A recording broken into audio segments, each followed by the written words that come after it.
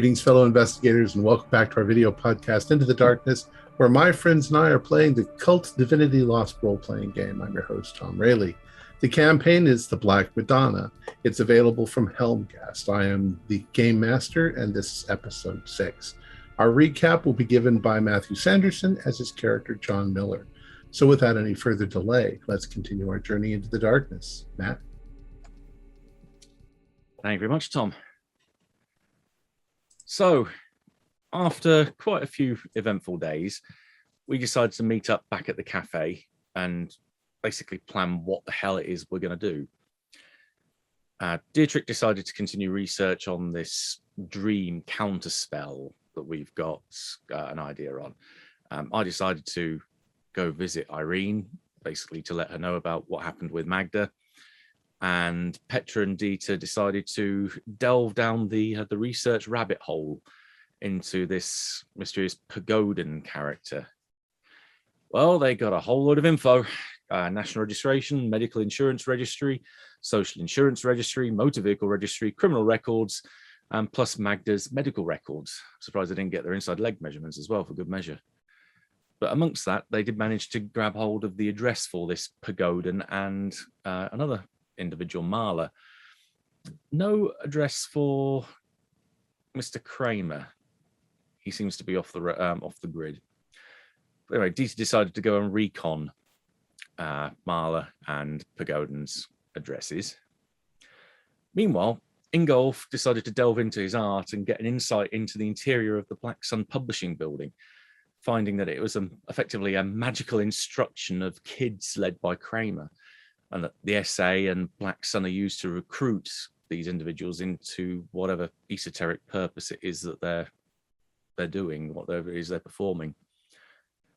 And he also decided to look into that black room in our dreams, brave guy, effectively seeing a battery, like we're fueling something or powering something up, and sees 3 robed figures, one of which is missing their middle or their torso, but the vision ends before he can see more.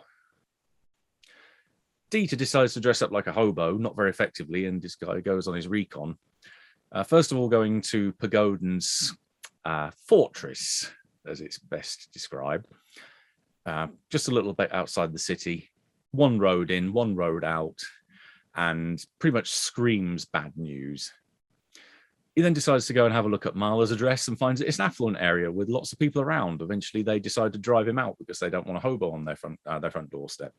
So that didn't go too great. Meanwhile, I drive up to Irene's place. She's organising Magda's funeral, and we tell her what happened. And it reminds her of Magda's husband, Lev, that he died in a similar circumstance.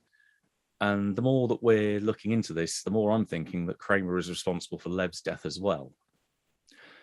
She also mentioned about the church where she was going to have the funeral for Magda, the service there.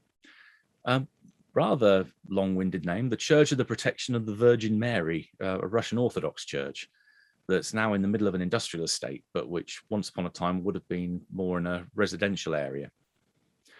So I decided to go and have a look. The place is lit up from the inside in a way that isn't bright or isn't normal. There's a smell of roses in the air, and I'm pretty sure the priest there knows more than he's letting on. I tried to coax it out of him, but then who would reveal that they knew something more that was wrong with the world than what everyone else thinks there is? He also dropped a very loaded statement about trying to help me find the girl of my dreams. Does he know about Persephone? Does he know where she is? Or is that maybe just wishful thinking on my part? But anyway, I left with more questions than answers. Meanwhile, Dietrich continues his research. He connects the ritual to a higher power, Chagidil, and also tries to contact the institution in Frankfurt and makes an appointment with a Dr. Schaefer there for tomorrow afternoon. Dieter meets up with Petra and tells her that he's going underground for a while, so it looks like we won't be seeing him. And we got word of this when we all met up later up that afternoon, where we all read Ingolf's manuscript. Something is, I think, very wrong with us. as well as what's going on, but I can't quite put my finger on it. I think we might need to have a chat. Excellent. So, trying to remember what time of day it is, where you all are. I think we'd met up behind a whole load of pile of books at the bookstore, thinking that laser sights can't get through wooden books, and that we'd be vaguely safe there because lightning never strikes the same place twice. Unless there's a lightning rod, in which case it only strikes there. Hey, well, let me just pull up my typewriter again. I'll make sure lightning strikes here real quick. All right, so you're all huddled in the back of the shop. Dietrich, did you close the shop up? Yeah, all the front is plywood and a under repair sign, and we'll probably be assuming that we don't have any trouble with the glazier, we'll be open again in a week or 10 days. But there's really no hurry, as we're going to be more profitable under these circumstances than in a normal week. And I'm scared. So, what are you doing right now, all of you, being back there? Well, I got out an ashtray for Ingolf, or at least I used him as an excuse, and a bottle of schnapps, and probably at this hour, having just disclosed what we have found, we're looking at each other anxiously and trying not to scratch. When is Magnus' funeral? A couple of days from now, I think. I think we should attend. Mm-hmm. When is it that we need to perform this counter ritual? Whenever they're in the right place, I think. Yeah, we're dependent on them, aren't we? They have to be in the place that it was cast. Oh, that's where it was cast? I think that was the rule. They have to be in their temple. I assume that they did it from their temple, yeah. Or maybe not, but right. Yeah, we assume it's the SA building. Yeah, I was going to say it sounds more and more like the Black Sun Publishing SA building. Yeah, especially from what Ingolf's text said. Ingolf, you didn't get the impression that the receptionist you spoke to there knew anything, right? No, I didn't. But we didn't talk for very long. Yeah, I don't know, when you're running a front like that, whether you want conspirators everywhere or whether you want some nice innocent lay people on the public side. Do you think it would be worth paying them a visit after hours? Like breaking in. I mean, there's people. I saw people in there all the time. They're hidden. You can't see them, but they're there. If we break in after hours, they'll pounce on us. Okay. Well, I wanted to correct something. It wasn't children they were recruiting. It was just people. They were like having classes. Evening classes, adult evening. Yeah, described as students. I guess the age of the students wasn't specified, but it's okay. They were adult students. Right. Yeah, which is easy to confuse with the fact that we think that Magda and her other orphan cohort were unwilling students or subjects or something. But yeah, adults too. I mean, if we broke in and if we got out with our lives, what is it that we would be looking for? Suppose I don't know. It feels like we don't know enough about all of this. Right. On the other hand, to argue against at least the risk of being caught breaking in, as far as we know, they don't know that we have any idea what's been done to us. And if that is in fact their temple where we want to surround them, we don't want them to know that we're onto that.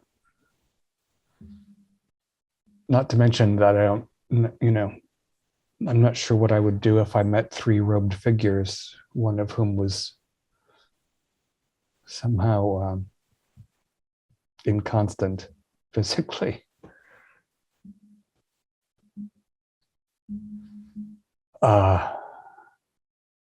I understand your desire to do something proactive as well, because it's not, I feel like, I don't know how Magda put up with this for as long as she did. I mean, I guess there were a lot of drugs involved, but I don't want this to go on. I understand that.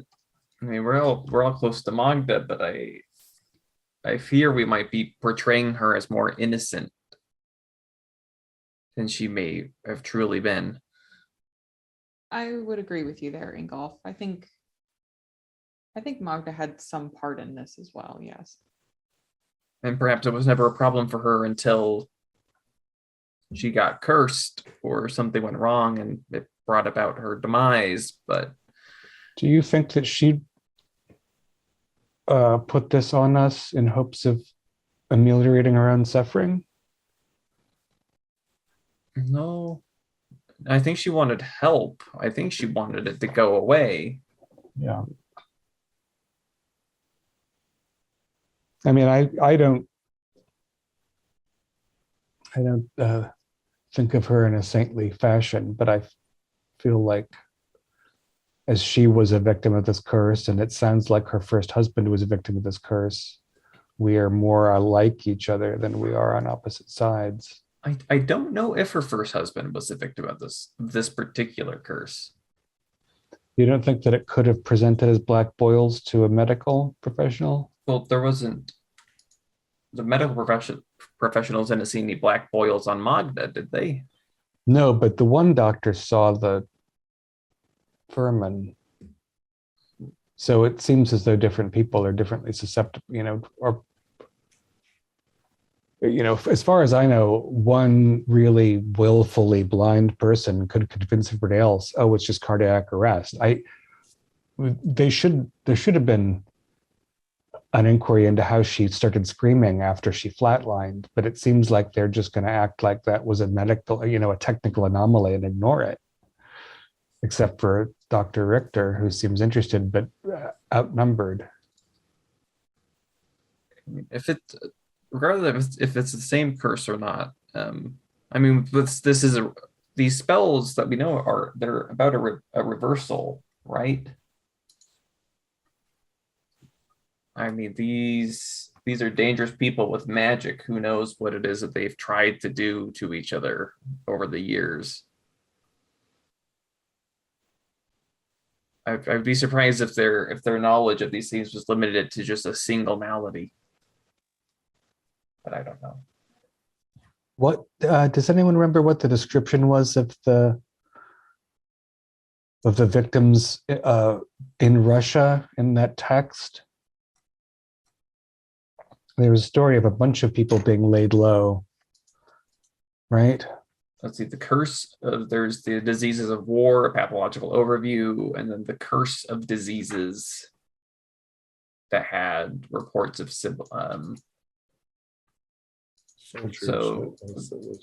what you've told us about Richter reads the Russian text, the diseases of war, about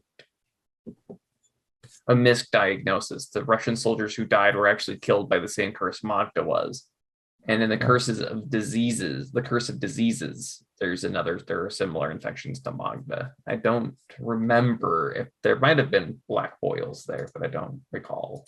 I wonder if Piotr will be able to tell me anything about these books.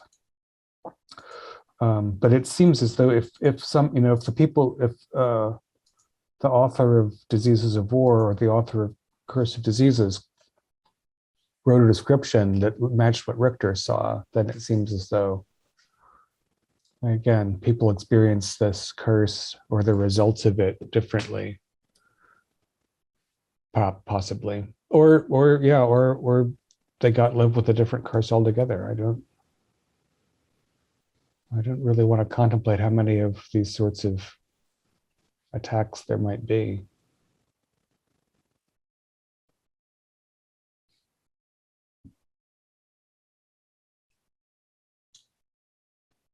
When was?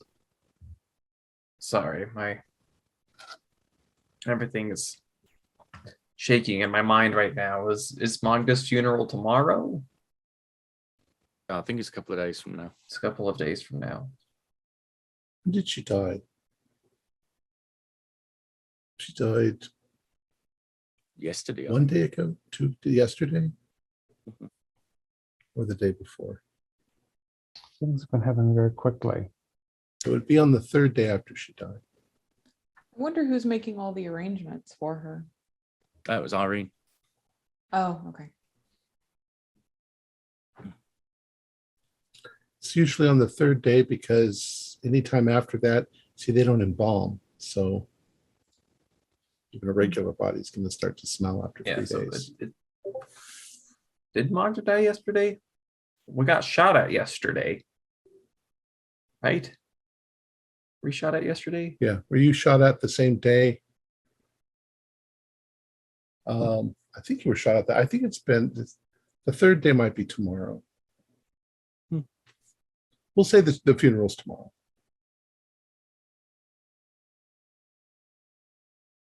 At 10 a.m. Okay. Before we go, I might try my little trick to look at the church where it's being held. I don't want any nasty surprises. Sounds Not like a bad idea. Yeah. I have a typewriter here. Do you need to use your own? No, I just need to write. Does your ability let you to see places that you've never been? I Also, guess it is would. see. I can. One of my options is visions. I can see through the illusion into a specific place of my choice. Okay. All right. So is that what you're going to do then? Yes. Okay. Go ahead. Interested to see this. Okay. Ooh. 14 says I get to choose one option. So yeah, visions. See through the illusion into a specific place of my choice. I would like to see through the illusion into Church of the Protection of the Virgin Mary, where the funeral is going to be held. So as you're sitting there on your typewriter and you begin typing, and you can all sort of see that Ingolf sort of goes into a trance, and he's typing and he's typing, and suddenly he starts to become very jittery in his typing, and he moving side to side. Ingolf, what you are writing and what you are seeing, it's like you're in a big factory, and it reminds you of like a steelworks. So there are things that are very large moving around, big metal things and big hooks and big equipment. Gears are turning here and there. And at the same time that you're seeing this, it's like the church itself is made of this structure. And then the vision fades. It seemed at first like a place where people would worship, but it also seemed like a big machine of some sort. I mean, it's strange, but everything is so strange. But it's unlike these other places. It's fundamentally very unlike what I saw at Black Sun Publishing or from that dream space. So I don't know. I think I should also add that it didn't seem particularly sinister. It just seemed like incongruous, like yeah, it's just like this big industrial plant. complex. Well, and John, you didn't have a bad impression of the priest either. You thought he might be withholding information, but not in an opposing sort of way. No, he definitely knows something, but I suppose I've been thinking about this actually more and more since I left him, and partly thinking about us as well. That not only does it seem just a little bit of coincidence that we've all been hit by this thing, but there's those amongst us which have abilities or gifts, curses even, that we can do and see things that the average person doesn't. And I'm just thinking that this is all a bit coincidental. I mean, it's not at all coincidental, is what you mean. Yeah, precisely. That almost as if this was just like a magnet getting us all in the same place at the same time and then hitting us with this thing, and it just happened to be us that got hit by it. No, I can see things and I can do things that I know the average person can't. I'm wondering if there's more that connects us on another level, perhaps.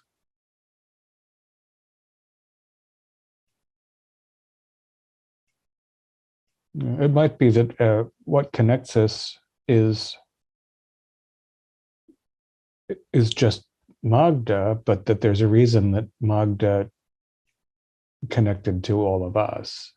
I don't consider myself to be very gifted in that way, John. You see things no one else can see. Ingolf clearly is talented as an artist of seeing things I'm nothing like that. Strange dreams, of course, but we all had those. I think Magdas are tying a commonality. Perhaps. Just so I know that with myself that things I can see and things I can do stem from a particular encounter I had. But that was long after I first met Magda. Yeah, I don't have a point of origin that I can recognize. I've just been a student of unusual things and maybe sensitive.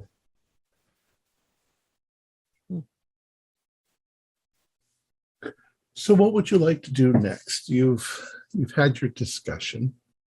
You're going to go to the funeral tomorrow. Is there anything you want to do between now and then? Wallow in existential dread.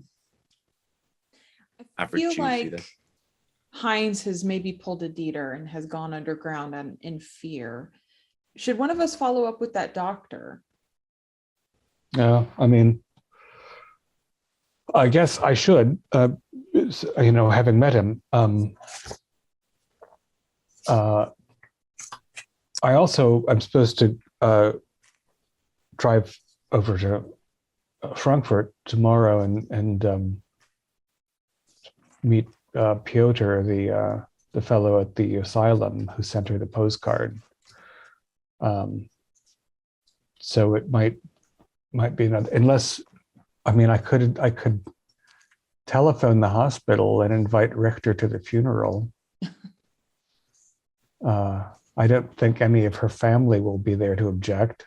I don't know what his duties are either. I wouldn't mind tagging along to Frankfurt and having a talk with this Piotr, to be honest. That's fair. I don't. He might not even know, of course, that she's passed. So, whatever he has to say, the more of us who hear it, the more connections we might be able to make. Yeah. I've just thought of something. Just talk about who might be at the talk about how her family won't be at the funeral. No, but Kramer might be. Kramer might be. And we need to be I think we need to be very careful, not just because we think that he wields dangerous powers, but if we injure him in some way, we won't be able to free ourselves of this curse. We Do you need them all normally injure together. people at funerals? No. No. If we were talking about Dieter, I'd be concerned perhaps, but I suppose with him around, none of the rest of us seem flippant with firearms. I'm just saying that if something happens to Philip, he won't be able to join the others at that temple of theirs, and we're not going to be able to rid ourselves of this thing. Yes, you're right. And it's in the same sense that I was, I don't want to get caught breaking into Black Sun Publishing. I don't want to tip our hand to Philip Kramer either. And he will be there. I'm sure of it. He doesn't seem like the type, unless he's succumbed to his well, because his phone messages suggested he was in a lot of trouble. But if he's alive and well, then yeah, he wouldn't miss that, I don't think. He seemed quite obsessed. Possessive. Are you suggesting we skip it then, Dietrich, or just be cautious? I don't think we can skip it. I don't think it, yeah. Just be cautious then. Yeah. Perhaps seeing him might shed some life. He's doing just as poorly as Magda was. We saw how bad she looked. Yeah, indeed. If given again the what we know from her answering machine, he could be at the blister stage for all we know. He could be dead for all we know. I saw him in my vision today, working with those students at Black Sun. Right. You're right. Yeah, and apparent health. I don't think he's hurt at all. If anything, he's probably going to notice that we're messed up. Which won't be a surprise to him, probably. Mm-hmm. But, oh, yeah. Should we not go? Are we putting ourselves in harm's way? That was my question. I think that he knows already that we're messed up because he's directly responsible for doing it. He's presumably feeding off us if we understand the way this works. Yeah. The only thing that we might do is that if he comes over to us and tries to engage us in conversation, we might tip our hand to say that we know that it's you that's done this, and that might then put him on the defensive. And he might not even be there, despite his close ties to Magda. Again, the part of the church that is unseen. Philip Kramer deals with the unseen, and he might understand that space better than we do. And again, it's laid out very different than the unseen space he operates in. Maybe there are places where he is unwelcome or would be fearful to tread. But I don't so he's know. A vampire and can't go in consecrated ground? Can but hope. I don't think it's the consecration you'd be worried about. I don't know. He could very well be there. I'm just tired. Well, it's another reason to go is to see if he does, because any information we can accrete seems like it might make the difference between ending this or being ended by it. I think if we go, we have to be careful that we don't engage with him at all. Yeah, I don't know if I could control my tongue, honestly. Should I ask Zelma not to come? I don't think she feels strongly about Magda. I don't think it would hurt her feelings, but it might. She knows I'm acting oddly, but Wouldn't it appear more normal if she came with you, though? don't we want to appear as if we are doing our absolute normal lives and not digging into anything strange? If Zelma would normally come with you, then Yeah, particularly with the shop closed, it would be very odd for me to attend a friend's funeral and her not come. All right. Oh, yeah, it's not as though, I mean, he's already got us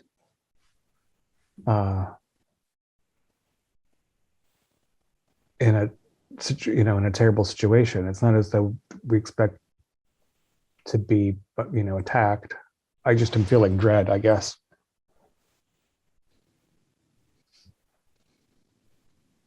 I've never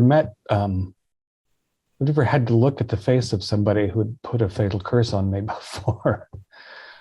Can't say I have that experience either. Now, and then what about our sniper? Do you think someone's going to take pot at shots a funeral? at the church with a high-powered rifle? We don't know. Is Dieter going to be there? Because I think that's more the person they were aiming at. It's true. No, I think he's going to be not going to be around for a while. The way he talked, I think it's going to be a while before we see him again. Probably before we see him, you'll just come home and find a matchbook with a cryptic message slipped under your door or some other bit of trade craft. Got a flair for the romantic, that fellow. An odd duck, but he knows how to reach me whenever he's ready to come back. Do you think, I don't know very much about this, these things unseen by others, John, but you seem to.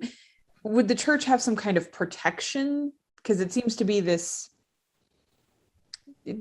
not a normal church, right? So, if someone were trying to shoot into it, I don't know, would there be some otherworldly protections or something?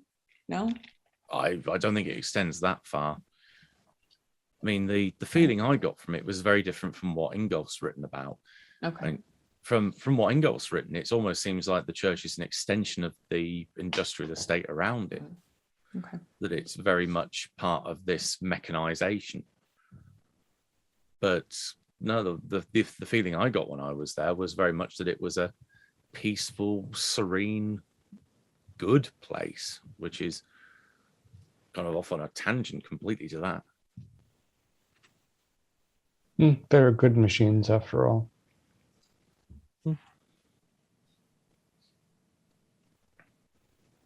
As long as the machine didn't seem like a reaper harvesting something.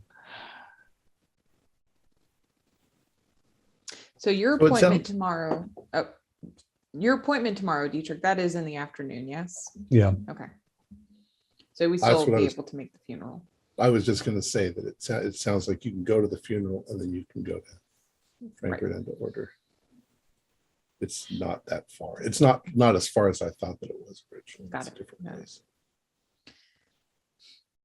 So do we just lay low this evening? What time of day is it? Say it's evening. Well, fair enough. I was planning on doing some digging around into Lev because I must admit that was the first time I either remember hearing about him or coming across him at all in relation to Magda. And maybe there might be something lurking around in that part of the background that we haven't found yet that might be helpful. Yeah, it's interesting she kept his name after all. And not really having one of her own, though. I might pay a visit back to the Mantra, the bookstore, to look for something about this Jigidiel that you've found. An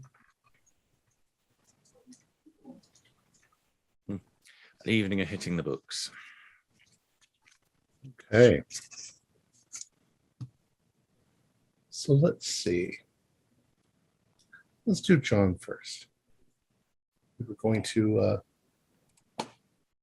see what you can find out about. I'm sorry, what was it again? Lev. All right. You're going to check public records probably and see what you can find out. All right, it's not that difficult. As well. It's not that difficult to find out. It looks like Magda married Lev in 1964. And there are 2 registered complaints with the police department about Philip Kramer stalking them or interfering. You know, they had to call the police. 1968, after 4 years of marriage, Lev dies of what seems like the dream curse. And that's pretty much all that you find. There's no way to link that to anybody in particular. It looks to the rest of the world like natural causes, but you do find that after that, it looks like Magda kind of broke ties. She went into a mental institution right after that, and she wasn't recontacted by Philip until some years later. So she seemed wary of what might be going on, you know. But then she seemed to be, I mean, it looked like the night of the Golden Plaque Award that they were all friends sitting around the table again. So that's strange. But that's really all you find on Lev. There's nothing about him before he married Magda. I don't have information, but there's nothing unusual about Lev before that. Just an unfortunate bloke who ended up marrying a woman that was being stalked by a Satanist. Yeah, he kind of put himself in the line of fire there.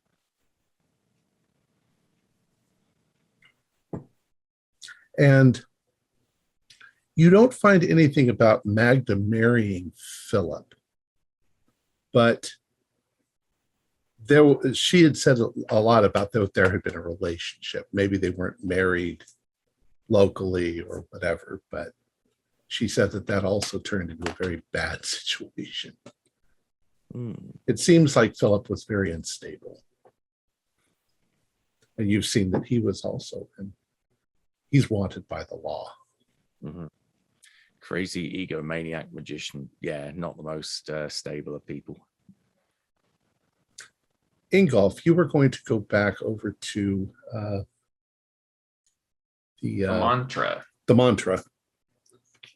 That was Erica Haller. I think. Erica Haller, yeah. You get over there. There's a few people inside. It's evening, but they're open until 9. And she's in there working, and she sees you, and she's like, "Oh, hello. Good evening. It's wonderful to see you again." Back again, huh? Yes, How goes the research? Oh, the research goes well. I have a couple of new fascinating lines of inquiry into the occult and the mystical. I'm curious if you'll be able to help point me in into the right direction.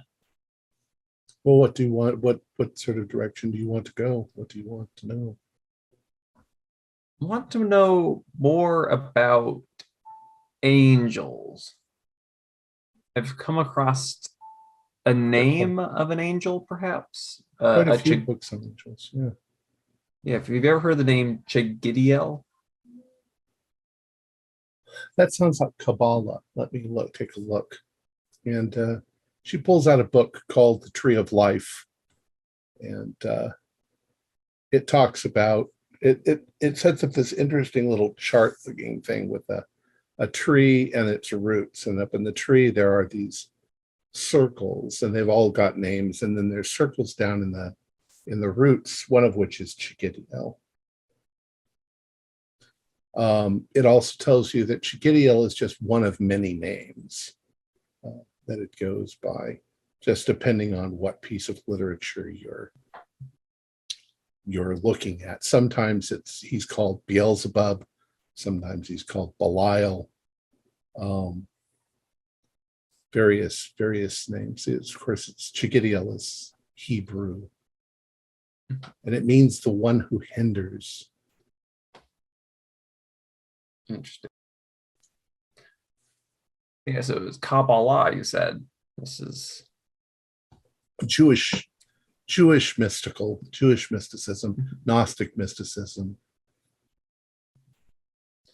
There's a whole section on this stuff. Yeah, so I'll buy this book and a few others on Kabbalah and the Gnostics. And she says it's all interesting stuff. It's just another system trying to unravel the secrets of the universe. And I mean, you could go into Hindu mythologies and you'd find a whole completely different system of how to figure it all out. And you could go into Christian mythology and find the same thing.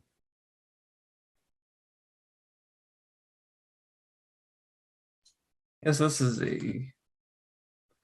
is a line of mysticism that has captured my imagination, so to speak.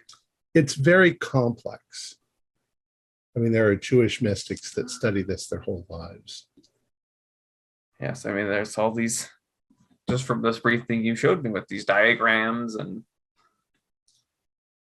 the belief that if you know the name of God, you can pretty much do anything. You can bring life to rocks or clay.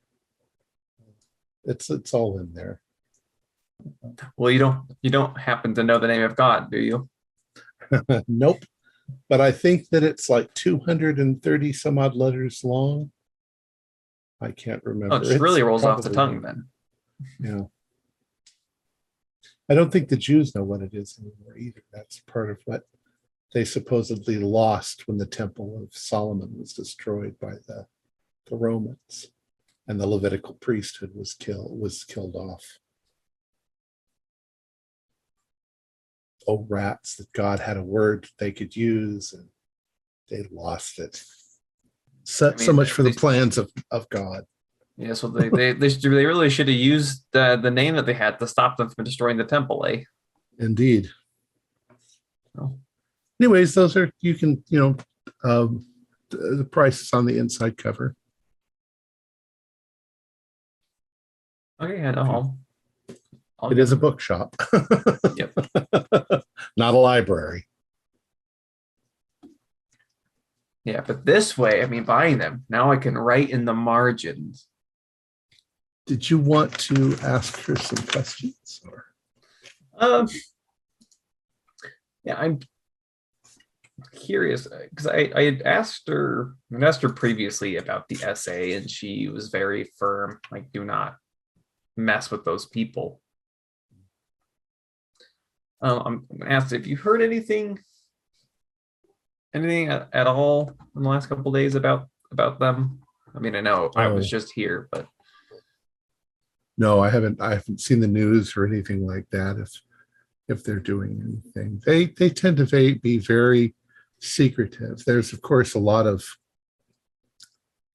conspiracy theories that the people who are in charge of everything up there, whoever they are, government officials and politicians and stuff, they all belong to that club, and they all meet and gain power by controlling the world with the power of magic. It's a nice idea, but I'm sure that rich, powerful people don't want to actually be associated with any of that stuff. So if they are, they'd have to be awfully careful about it. yes, Maybe that's where all the robes come in. the robes, you say? Yeah, the robes and the masks and the hoods, and don't want to know that the president of the United States is in there, or the King of England or the Queen of England. One has to ask how she's managed to survive so many years. Yes, she has lived quite a long time. Do you know why Satanists would have any interest in Kabbalah? I wouldn't think they would. Kabbalists, real Satanists don't believe in any kind of deity, or they don't worship the devil. They basically reject all religions as nonsense. They're atheists. But then there's always those weird cultish groups that are, like you see in movies, that are sacrificing dogs and children to the devil and trying to summon up demons and gain power. If there is a conspiracy group of rich people, that's the sort of evil stuff that they're into. They're eating babies and who knows what, but they might not really exist. I think the FBI has said there's no such thing. But then what if the FBI is completely controlled by them? It's all a lot of fun to think about. Mm-hmm. Yes, quite.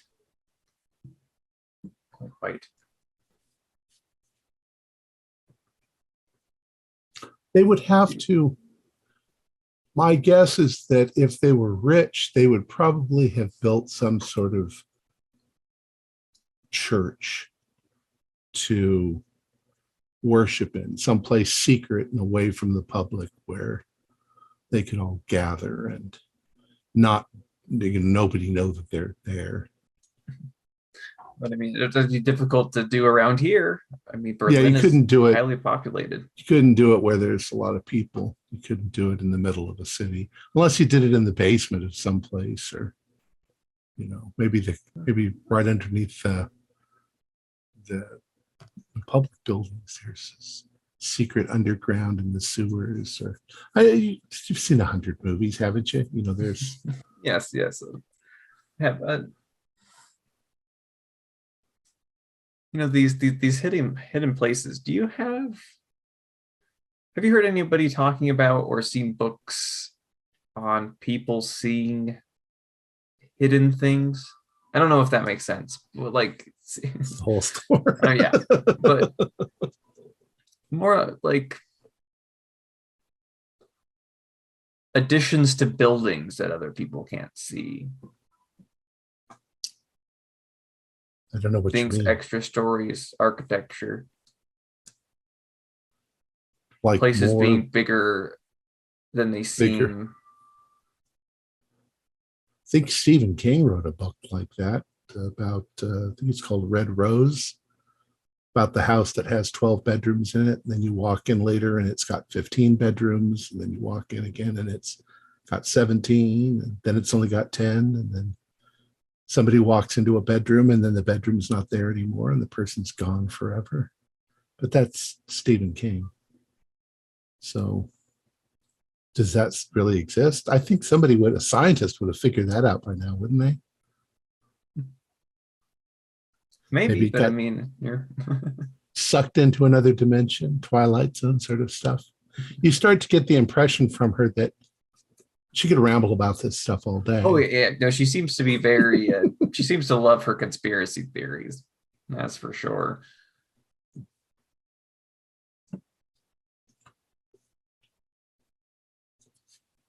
Anyways, what's Dietrich up to? We can come back to you in a minute. I think I don't have any. I've, as far as I can tell, I've tapped the books I have here in the back of the shop for information. Mm-hmm. So it's going to be placating Zelma and a bath in Epsom salts, and trying and maybe a mild sedative so that I have a chance of sleeping between now and getting up for the funeral. Excuse me. Okay. And Petra. I'll be checking out of the mid-rate nondescript hotel that I initially kind of fled to check into a different hotel. I'm changing locations. The paranoia is getting to me. And I will check in with Rolf and just try to calm my nerves for the evening, maybe with a drink. Okay. You tend in general to move in a stealthy manner when you need to. Sure. So you're starting to convince yourself that you were definitely under observation, but you've managed to outwit whoever it is, and they have no idea where you are now because you're feeling pretty much calmer. Okay.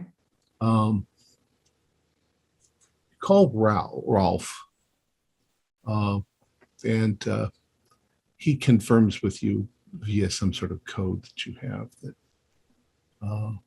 he's like, well, we haven't had any trouble, but it feels like somebody is setting you up, maybe you and your friends, to get rid of you. What do you mean by that, Rolf?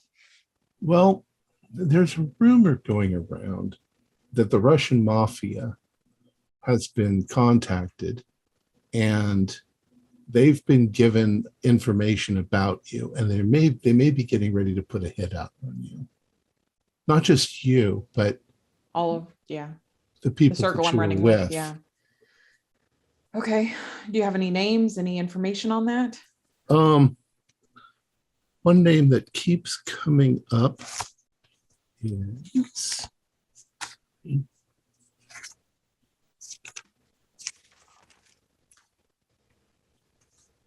look through my notes. Rolf says as he's Come on, Rolf. This is important. I'm getting a name, Alexei Blobel, Blobel. And from the best that I can come up with is he takes his orders from the Russians. And he is a sort of I guess you could call him an elite henchman. If they need somebody spied on, he's there. If they need somebody bumped off, What's his he's MO? there. When it just guns? How does Well, he kill his targets? he's been with various things like the Stasi and the KGB, so he probably has a fairly decent knowledge of anything you could think of, sniper rifles. And I didn't know if he had a particular method that he employed often or something like yeah, that. I think he's a man of kind of a Renaissance man. He can do it all. What a time for Dieter to go I wouldn't say the man is particularly dangerous unless he's been given orders. Okay. But you said you've been shot at, so yeah. the thing is if a man like him shot at you, he'd hit you. Right. So some kind of warning. This is very strange. Well, it was fairly early on. Maybe he was trying to scare you, but Maybe so. if it's going to turn into assassination, or Why alert me if he's going to kill me? Why alert me in the first place? maybe his orders have changed, or maybe they're changing. Maybe I want you to lay low. I have no Right. idea where you are. I want you and the others go underground for a few days. I don't want anyone All right. coming after you trying to get to me. I'll ask that one friend of yours, Dieter. Dieter Weber, I think is his name. Pretty sure it's starting to look like he was ex-KGB. In fact, I don't think that his name Is Dieter is actually Dieter Weber. Well, I think that's a fake. we all have our secrets. He's so paranoid. That doesn't necessarily surprise me. I always thought he had a bit of an accent too. Okay, Rolf. Take care of yourself. I'll keep my eyes open, but yeah, me and the boys will go underground. If you think the boys are going to be too much of an asset, a liability, take care of them if you have to. They don't know enough, I Okay. think. Okay. All right. All right. Good luck. Thanks. All right. Ingolf, is there anything else that you wanted to do? Did we do John? John, what are you doing? I was looking out for Lev, but yeah, That's right. That's right. Yeah, you looked for Lev. Ingolf, is there anything else you wanted to ask while you were at the... Hey, Eric, what's your thoughts about aliens? No, I'll go. She says, "Oh, I got a whole section on that." All right. So your dreams are nightmares, the same as they were before.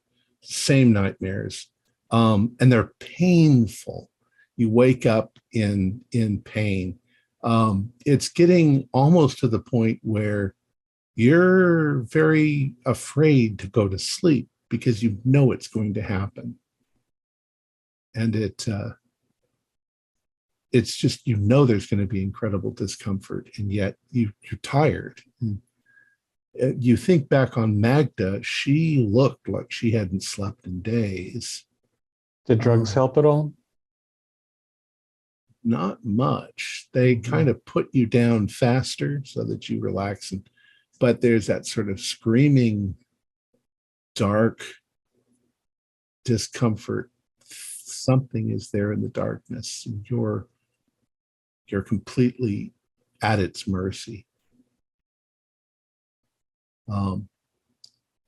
So the next morning when you wake up, you're not completely rested, but you know, you're a little achy and sore from all of that. Do you guys want to get together before you go to the church? I should think we would plan to meet somewhere near it just to check in before we're in public. So we'll say there's a cafe nearby. And John, we probably figured this out last night.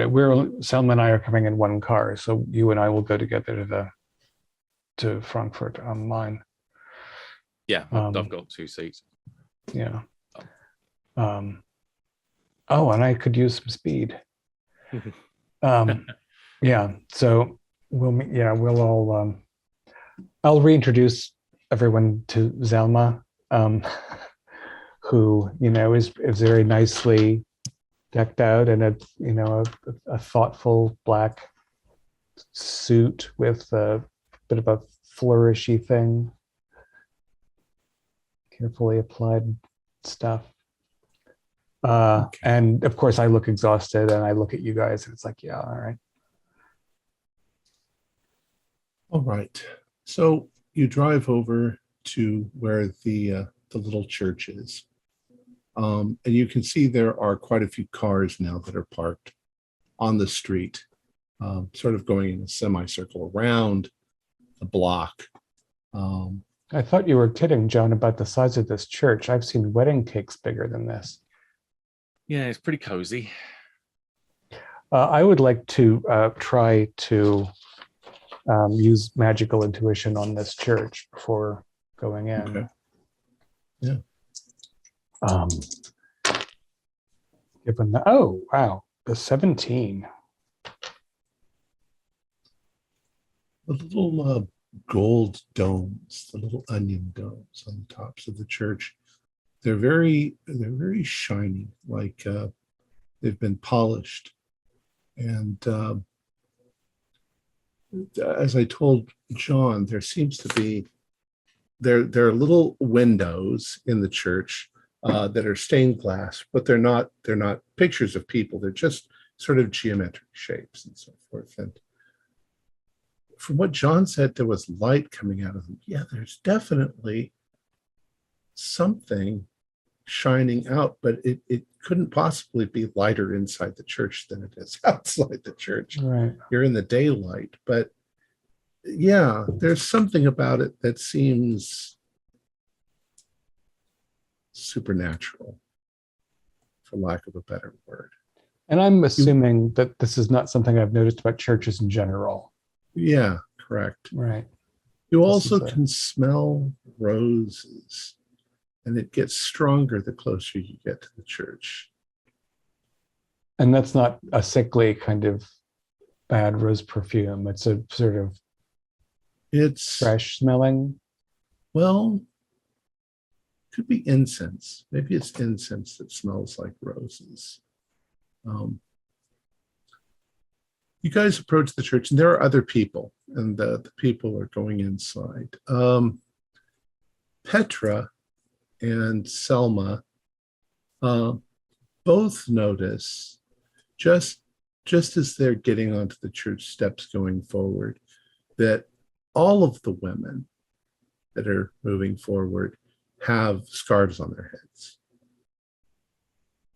whereas the men don't. The women have scarves on their heads. Selma's got something, so she pulls out a scarf and puts it on her head. Petra, do you have anything? Are any of you wearing a scarf? Because if you are, I might ask to borrow it. Yeah, they have ties. As you approach the doors of the church and you start to move forward, and you notice that a lot of people are going in through the door, and then they're doing this thing where they're bowing like the priest did in front of the icon, and then they're moving. You also start to notice that the men move to the right and the women move to the left. Even when you see couples walking forward together, the man goes to the right and the woman goes to the left. And indeed, once you're inside, you see all the women stand on one side and the men stand on the other. There might be a few exceptions because not everybody knows that. And there are a lot of people here who aren't Orthodox that are literary people and stuff like that. And in the center of the church, right in the middle, under the big dome with Jesus looking down, is the coffin with flowers on it. It's very, very pretty. And the church does indeed smell strongly of roses, incense. You seem to recall that Orthodox use a lot of incense. So just year after year after year of incense, everything smells like roses inside. All right, so you take your places, and there's standing room only, so everybody is just standing. And the service begins. Everything is sung. There's a small choir, and there's the priest. The priest is dressed in gold. He has gold robes on. The choir is all dressed in black, regular black, like you'd expect a church choir to dress in. And it goes back and forth between the two. Let's see.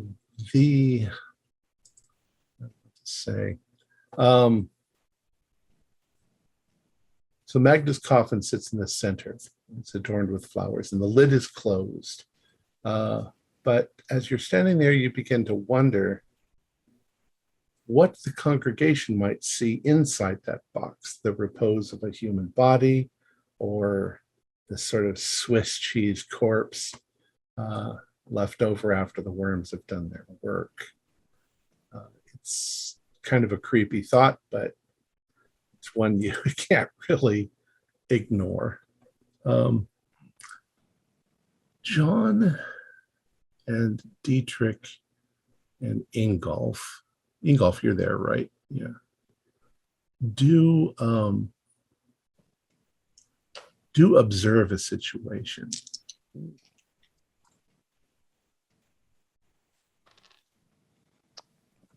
That's with my +2, that's 15.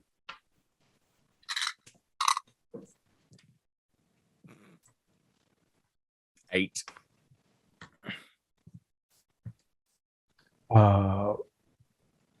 I guess I'll start with what currently poses the biggest threat. Oh, I was actually having you roll that so that I could see whether you can see something or not. 17. Oh, okay.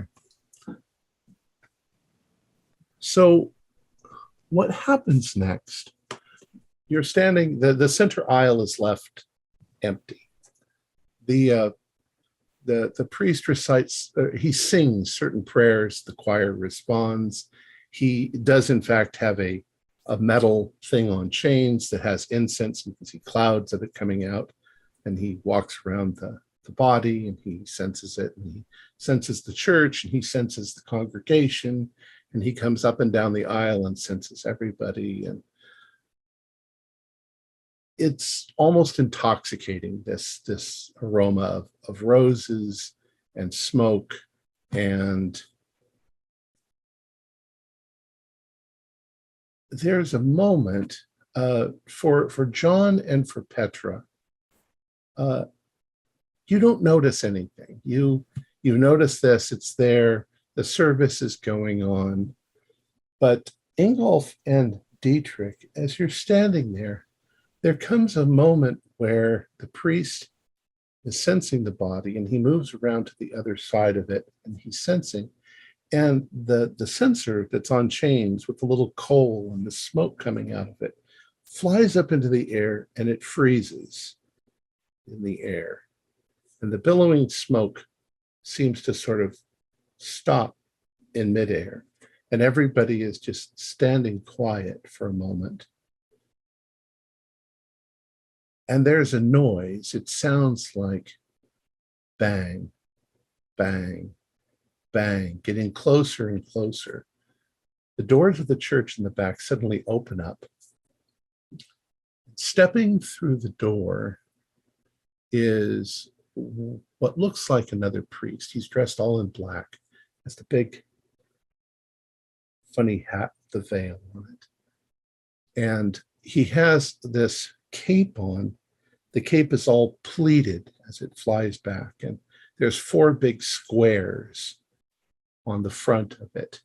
And he's got a golden staff in his hand. And on the top of the golden staff, there's a little cross, and there's 2 dragons that are like this. And he moves forward, and it's the sound that you're hearing is the sound of his staff when it hits the ground. Bang, bang, bang, as he's walking forward. He walks straight up the center aisle to where the coffin is. And you see him reach over and open up the lid of the coffin with one hand. The flowers fall onto the floor next to it. Nobody's doing anything. In fact, you find yourself hindered. You don't seem to be able to really move. He looks down at the body of Magda, which you can't really see, and he says something in Slavonic, in Russian, but for some reason you can understand what he says. And it translates in your mind as, "This one is a choice cut. Take it away."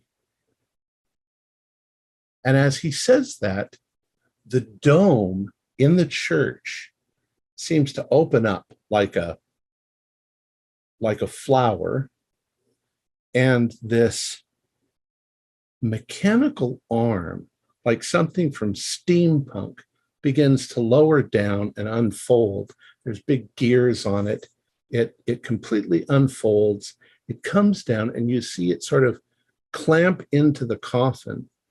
And as it comes up, there's something that it's holding that looks like a little child, but the child is all wrapped up almost like a mummy, wrapped up over her head. And you think that it's Magda, but it's Magda as a child. And this thing clanks back and starts lifting her up and out through the dome. And there's light up above, and the dome closes. And as it does, the priest's incenser just continues all of a sudden. The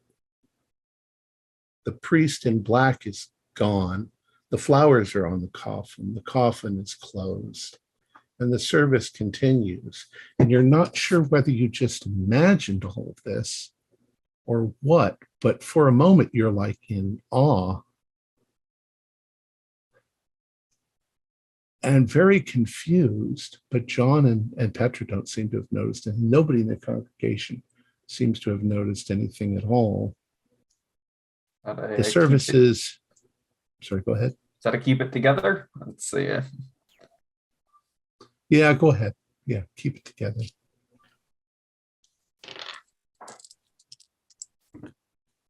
Oh, no. That is an 8. My +2 willpower has failed me. Or really, my dice have failed me. And I got a 13, so I 13, you managed to you're a little scared, but you're just shaken, okay? Ingolf, you feel suddenly overcome by the incense and the smells and the singing and the experience that you just had, and everything starts to sort of go black as you start to keel over. Somebody can try to grab him. If nobody does, some old man standing behind you grabs you and just keeps you from hitting the ground. But he doesn't like stop the service or anything. He just sort of sets you down on the ground, puts his hand on your shoulder, and he says, "It's okay." He says, "You'll feel better in a minute." As if this happens sometimes. The service is about an hour and a half long of standing. It's kind of grueling, but it's over. There's a little procession where they pick up the coffin, they go out into the graveyard, and they bury her in one of the graves outside, and then the service is over. The people start milling around, and they walk away. Other than that, other than the weird stuff that you guys saw, it seemed rather pretty and beautiful and peaceful. And of course, Irene Adler was there. Anyone else we recognize? Irene was there. And you might have recognized a few people who are also in literary circles and people who would have known Magda. But you don't see anybody that you would consider family because she didn't have one. And no Kramer, Mahler, or Pagoden anywhere to be seen. Mm. And they were supposed to be her closest friends. Ingolf, were you all right? You looked like you had a spell there for a moment. Yeah, I saw something. It's That's a relief, honestly. What color were the 4 squares? They were also black, but they had like gold, I don't know what you call it, like brocade around the edges. Oh. They had crosses in the middle of them. You're the writer, Engolf. Maybe you should try to describe it. The priest in the middle with his incense. I don't know what they're called. I'm not familiar with the religion, but what he lifted it up and the smoke froze, and it froze, and everybody froze. Like everything was frozen in time, and I couldn't move. And I heard this bang, bang, bang as this other priest entered, dressed all in black with this magnificent robe and cape and these 4 squares with golden crosses and a brilliant golden staff with a cross on top, flanked by these dragons. And he went up to the coffin, opened it, and called something down from the ceiling that lifted Magda like a claw, saying that she was a choice cut. And like a little child, Magda, wrapped up in bandages, was lifted into this light. And then as soon as he appeared, he just vanished, and the coffin was down, the flowers were back on top of it, like it was, everything was just normal. And I guess I fainted after that. But I'm glad I'm not the only one who saw it. Me too. No, I didn't see anything. No, nothing at all. I wonder if we were to open that coffin, if Magda would be inside or if it would be empty. I'm not going to go and look. No, I don't want It's to buried. look. They buried it. They'd already buried it. Yeah. Okay. Got it. I Another mean, we reason could why come I'm back not at going midnight with shovels. No, but I no, don't no, think, no. I don't. Yeah. I don't really have any interest. The priest comes over. He recognizes John, and he tells you that they're going to have a little reception in a building down the road, such and such, and that because you're friends, you're of course welcome to come. Oh, thank you. Yes, yeah, we'll probably Drink some cookies and talking about, reminiscing about Magda. It was very fine service. How many, are you the only priest of this congregation? Yes. It's You know, not large enough of a congregation for there to be more than one priest. So I've you been the priest officiate here these things always yourself Yes. alone. Father, is that the right address? Is there a tradition in the church, in the Russian Orthodox Church, to have a crucifix flanked with dragons? You mean like a staff? Yeah. Yes, that's what a bishop's staff would look like. A bishop. Interesting. Well, excellent. Thanks for everything. It was very peaceful service for the most part. I'm glad you liked it. Will you be joining us? Yeah, John and I have to be out of town soon, but for a bit. We'll all miss Magda. You know, she was a fine woman and a choice cut. Well, she's in a better place now. Never get anything out of these people.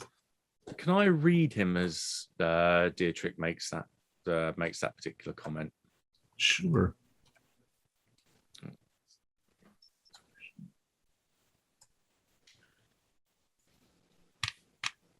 Yeah, I'm on dice.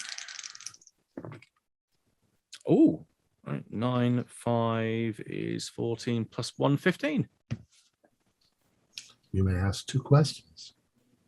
All right. I get my interrogator advantage anyway, but it's that's just as a default to say whether he's lying or not about anything. Okay, so you don't have to ask that question. You'll get that one automatically. Yeah, he doesn't seem to be lying about anything. But go ahead. Right, what else can I ask him?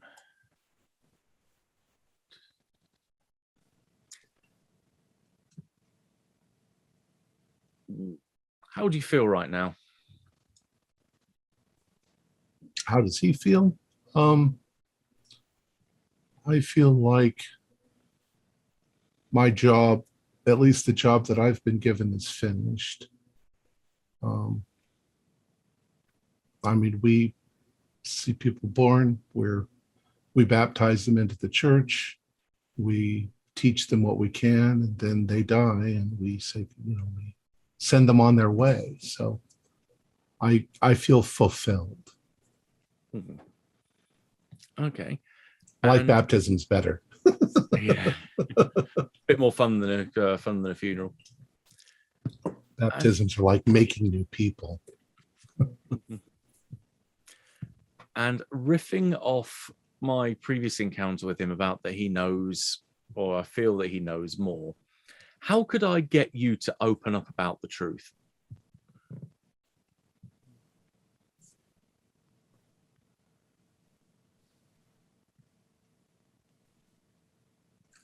I think that you would have to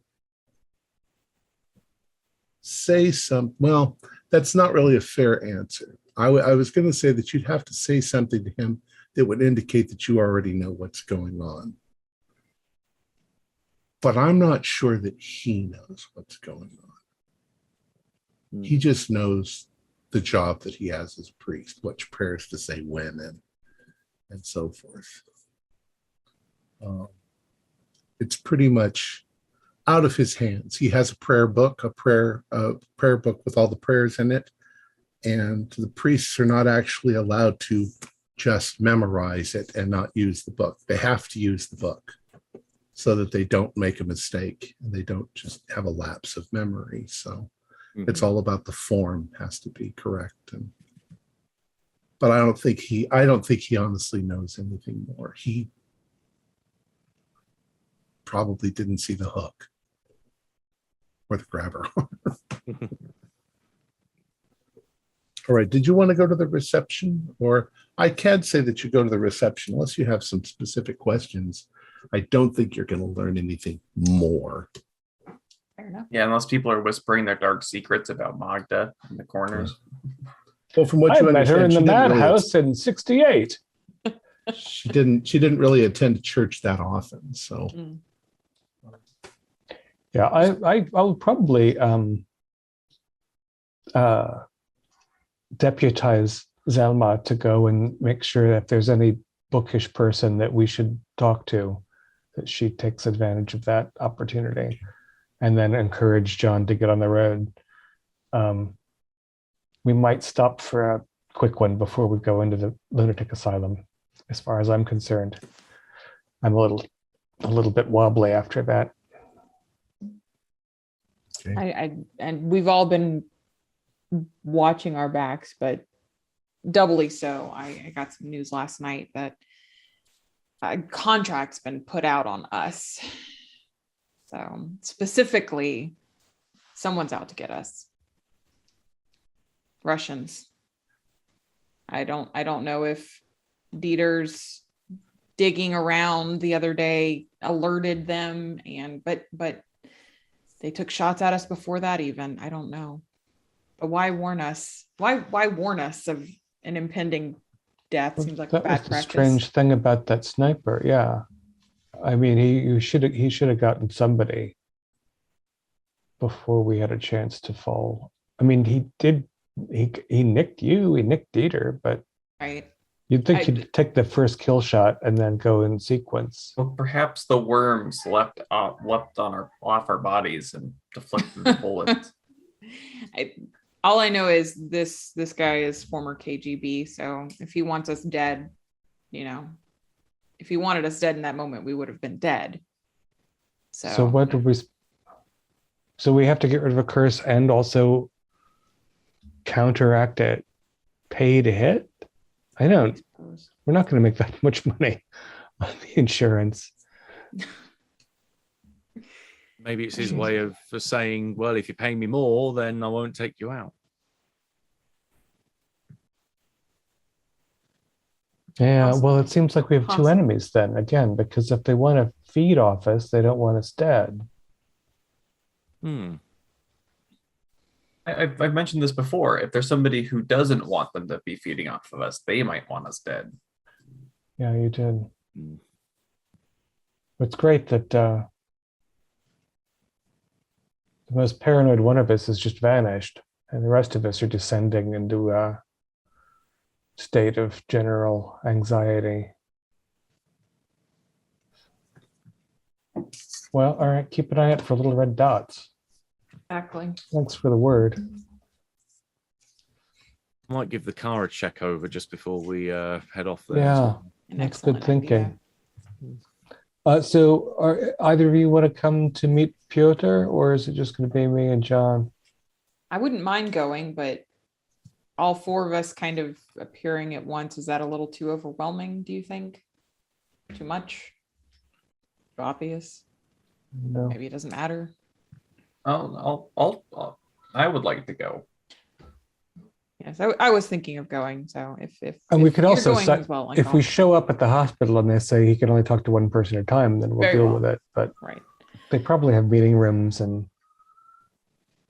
it would be nice. Yeah, maybe between the four of us, we can come up with some deeper questions than what did you mean by sending Magda that postcard? Who is he? Right. Questions that don't make them close the door behind us and keep us inside for further observation. All right.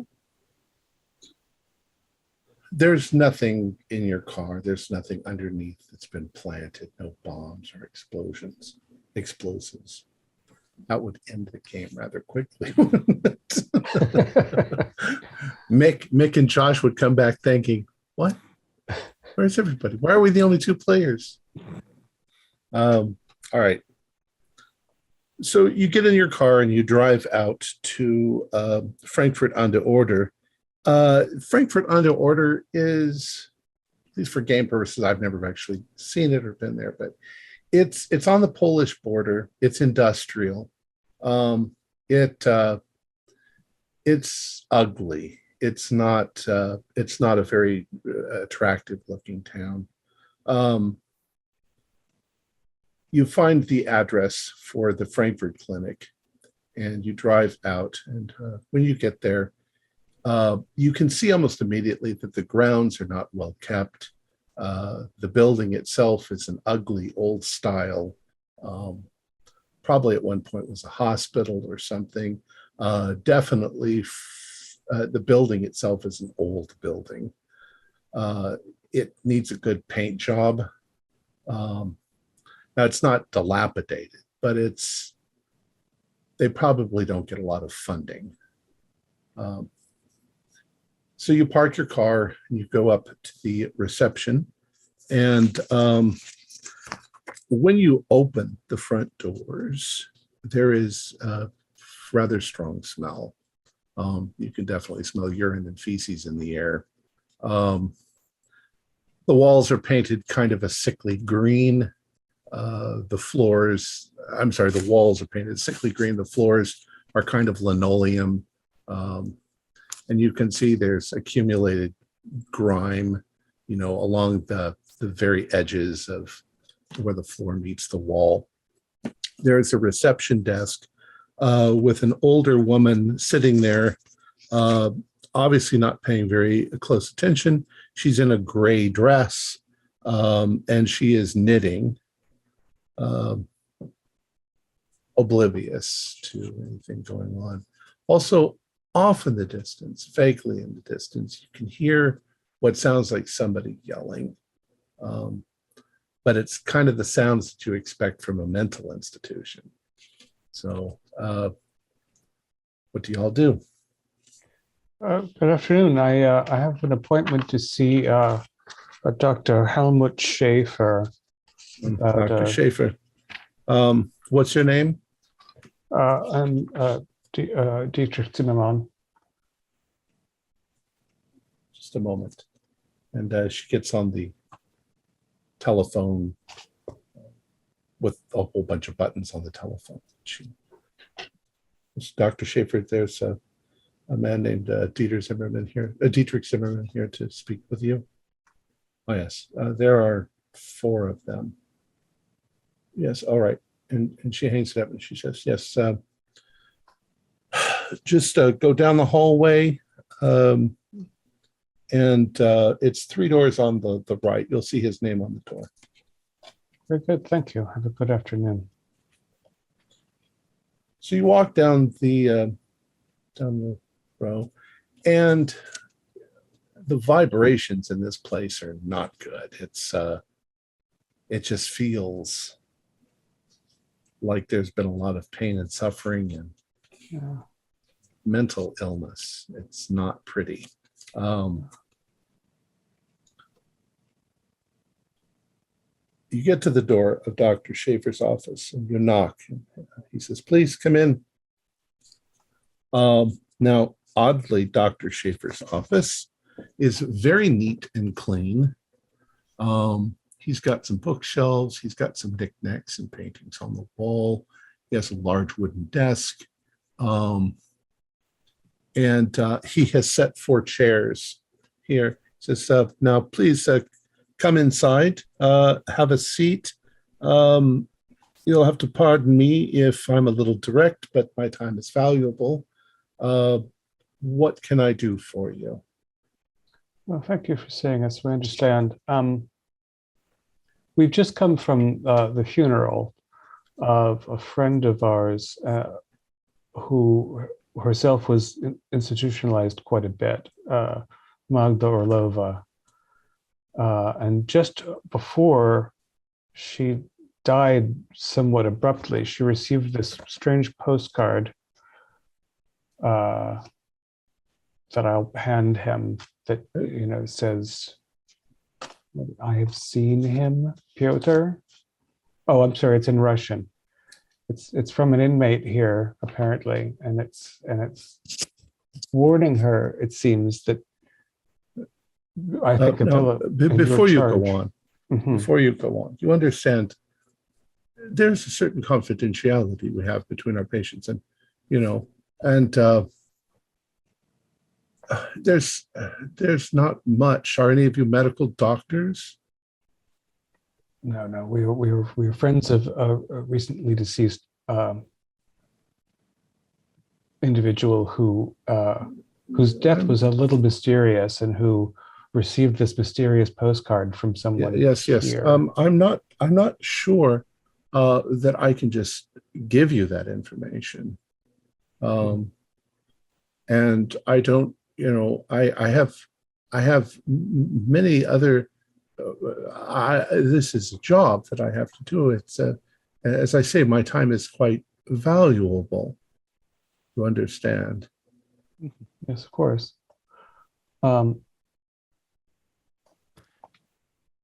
If there is some sort of dangerous conspiracy, however, that is originating in your institution, it would redound terribly upon you should that come to the surface. I don't know what you're saying. I wish there was some way that I could help you, but as I say, my time is valuable. I was gonna say I was gonna ask to read a person, but I think I already know what he wants me to do. Yeah. The poor writer, look to the others who have money. You can tell as you look around. He likes nice things, but this place doesn't pay. Right. This institution's from.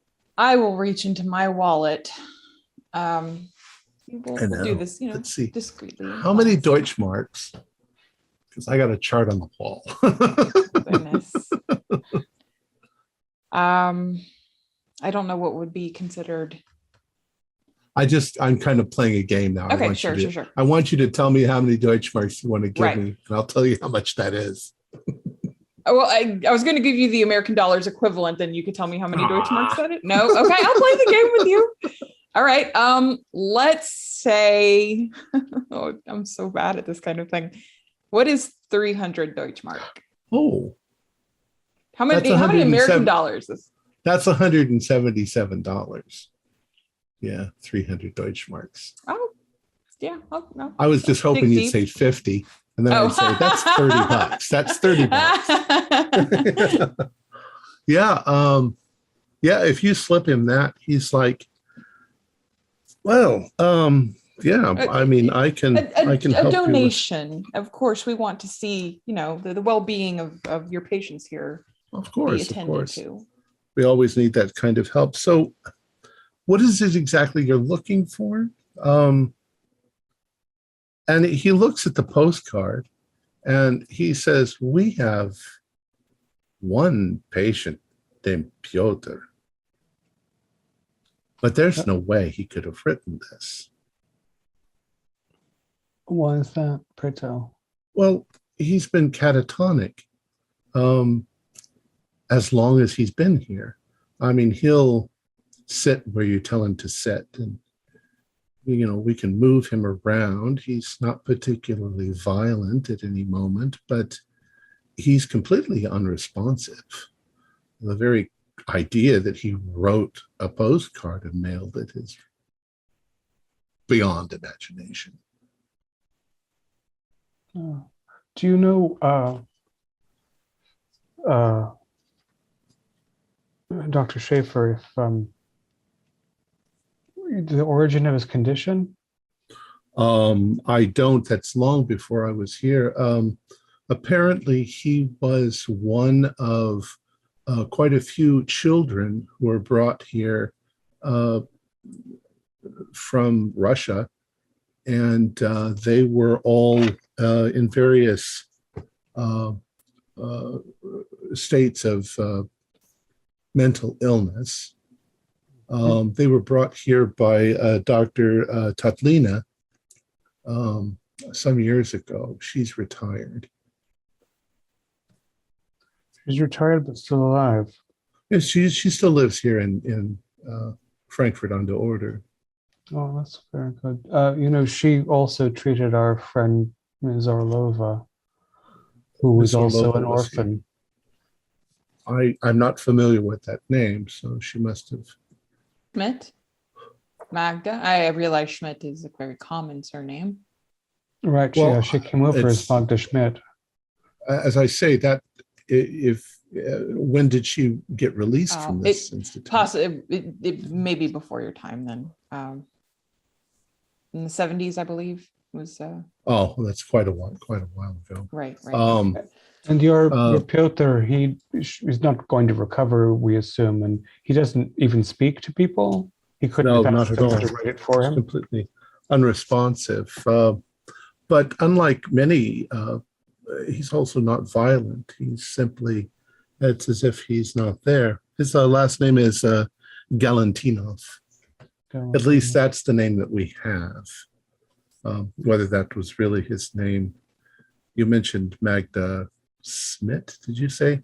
That sounds like they just gave him that name, gave her that name. Yeah, Orphans. so. When was he brought here? Let me What year? see. Check and see. Dr. Tatlina, she brought 44 children, ages between 12 and 20 years old in 1951.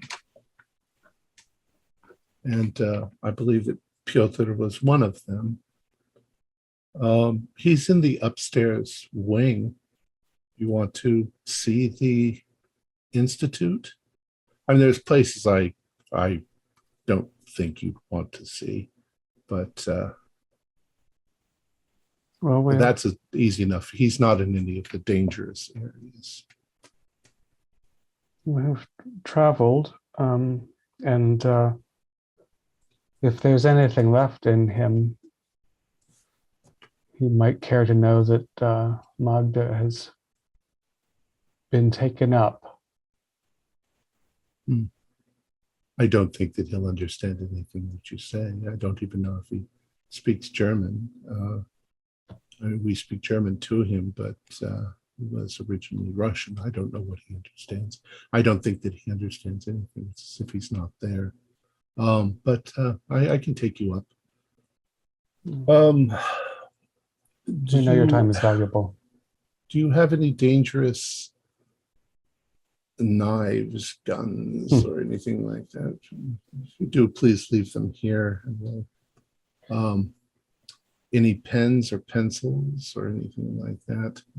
Anything that a patient might accidentally use as a weapon.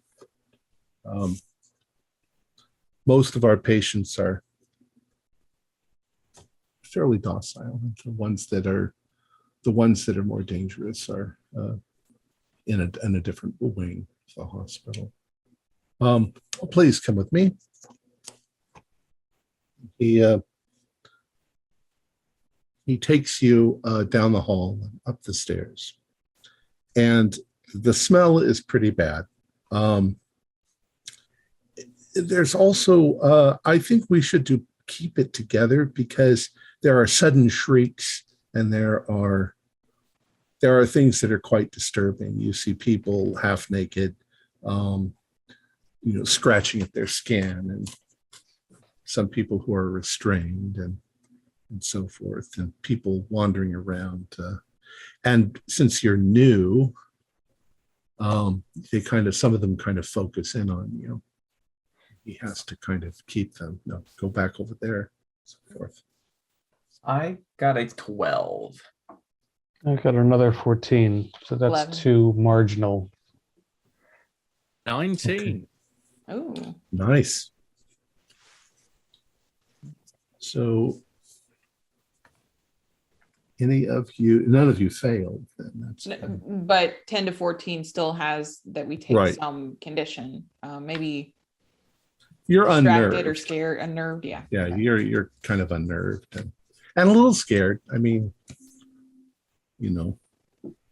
walk amongst the On edge, yeah.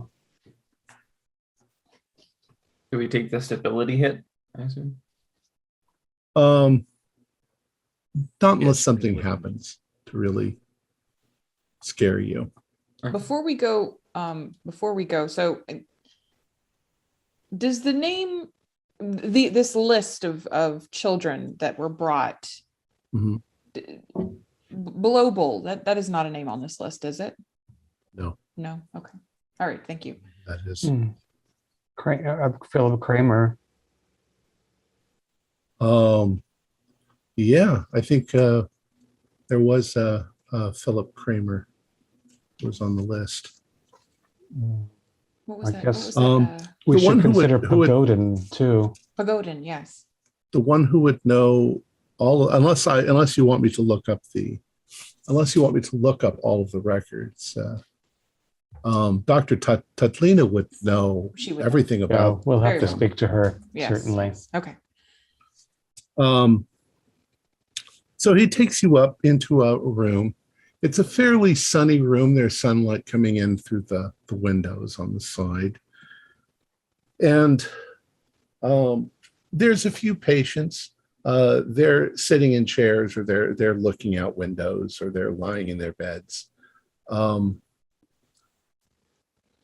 As you're walking towards the corner, there's a man sitting in a chair. He looks like he's probably close to Magda's age, but maybe a little younger. He's fairly well groomed because they've kept his, beard. He's got a beard, but it's short, and his hair is neat because he's very compliant. And as he's sitting there on the bed, you notice that he's gripping something in his hands. And it looks like this. He's gripping something in his hands. But he's sort of blankly looking off into the distance as you approach. This is Piotr. I'm going to see if I can get a bit of a different angle on what's maybe between his thumb of his lower hand and his little finger of his upper hand to see what's in that gap. How close do you get to him?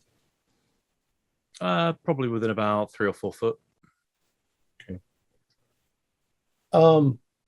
As you step forward and you're towards him, the doctor says there's no danger of any kind. He's completely harmless. He doesn't even see you, probably. Now, when he says that, Piotr's eyes are looking right into your face, John. And you're not sure that his eyeballs move, but if you move, it still looks like he's looking right into your face.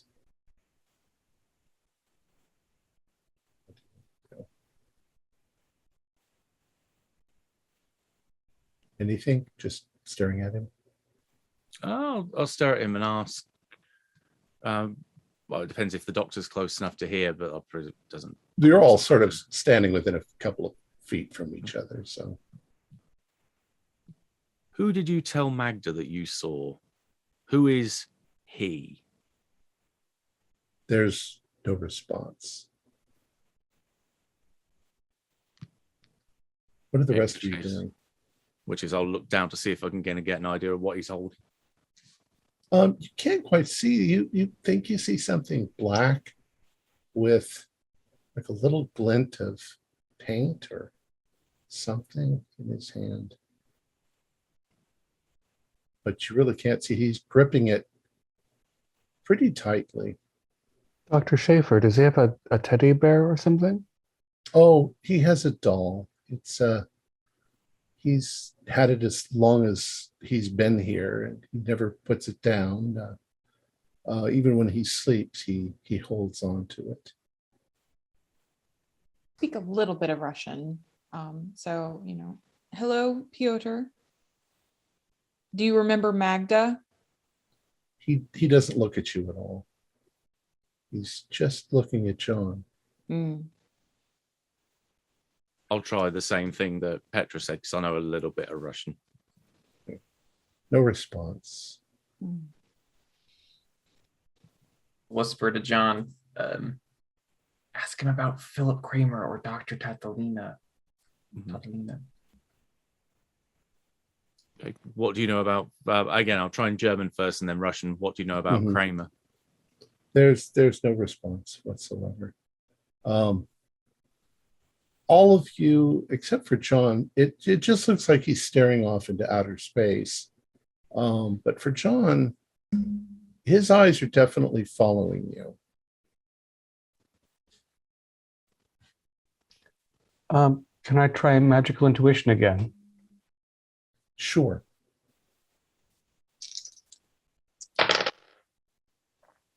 That's only a 12. Does that leave me? Oh, that's okay. I mean, it's not nothing. So does either Piotr or his totem have an evident magical nature? There's little bits of bluish light peeking through the cracks in his fingers. You can sort of see something, but his hands are blocking it to some extent. Is it a familiar bluish hue? You're not sure that it means anything, but definitely that there's something, maybe the fact that he's so attached to this object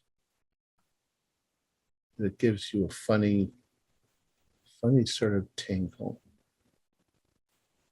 And he doesn't, his aura himself is sort of diffuse or cool, kind or of the same, but very, very faint.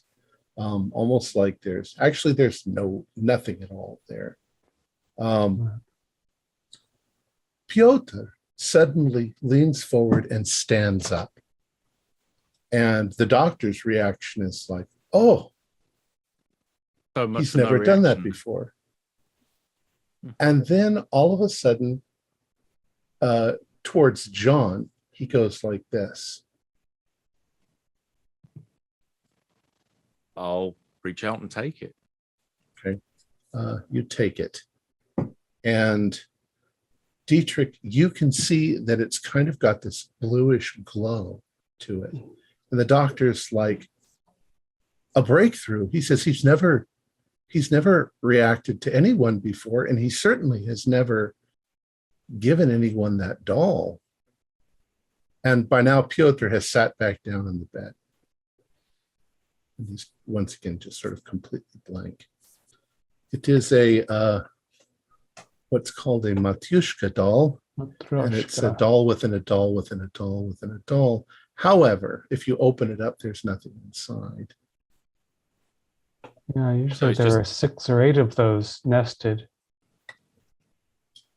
So it's just the empty shell. It's Mine's got stuff, but this is just the empty shell, and it's worn, and the paint on it is smudged. Probably been held so long, right? But well, thank you, Piotr. The doctor's quite shocked. Sure. He says, continue whatever you're doing. Can I try either read a person or influence other? My intention is basically to try and see, because I've apparently got some kind of connection with him. I want to find that button that I can push that will get some kind of reaction out of him. Okay. Go ahead. So, read a person, if I manage to get the question, would be, how could I get you to ... So that may then prompt an influence other check. Which do you want me to roll?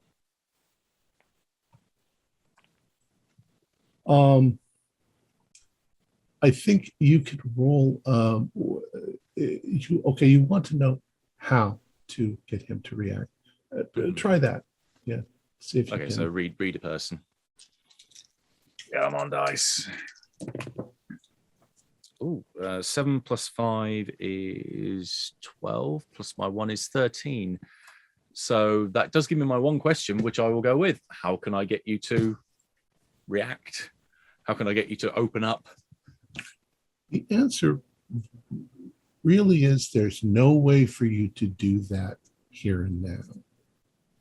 It's like now he's not staring you in the face. He's gone. There's nothing. He's like a shell, like the doll is a shell.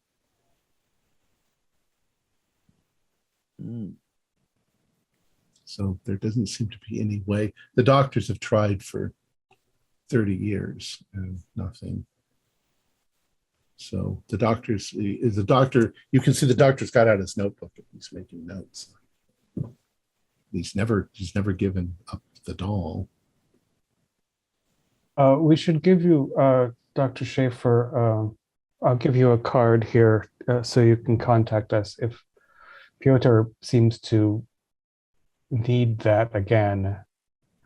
You know, and I assume you have other comforting objects you could give someone who was anxious. Well, it may be that, you know, you should leave it, because I mean, even if I don't know what his reaction would be if we didn't have it. He's always had it.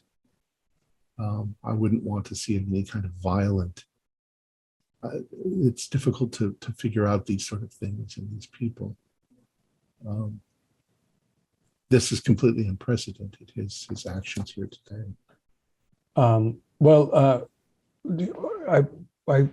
Piotr doesn't seem to mind if we each examine it before. No. I guess we'll give it to you for safekeeping. Yes. Pass it around. You each examine it, and it seems to be quite simple. It's got sparkly blue energy that I can see, but opening it up doesn't release anything, and touching it doesn't cause anything, and it's just a emotionally resonant empty Matryoshka doll.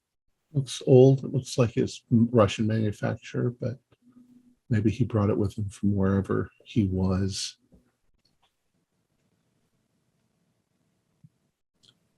We don't remember seeing anything like that at Magda's place, do we? No.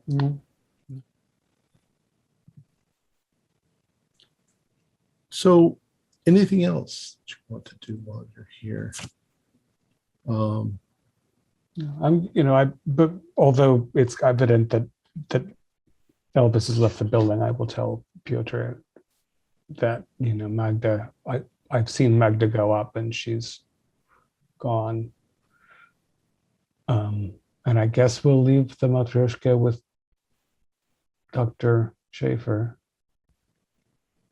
All right. Although reluctantly, I have to admit, I don't have any use for it that I can imagine. Right.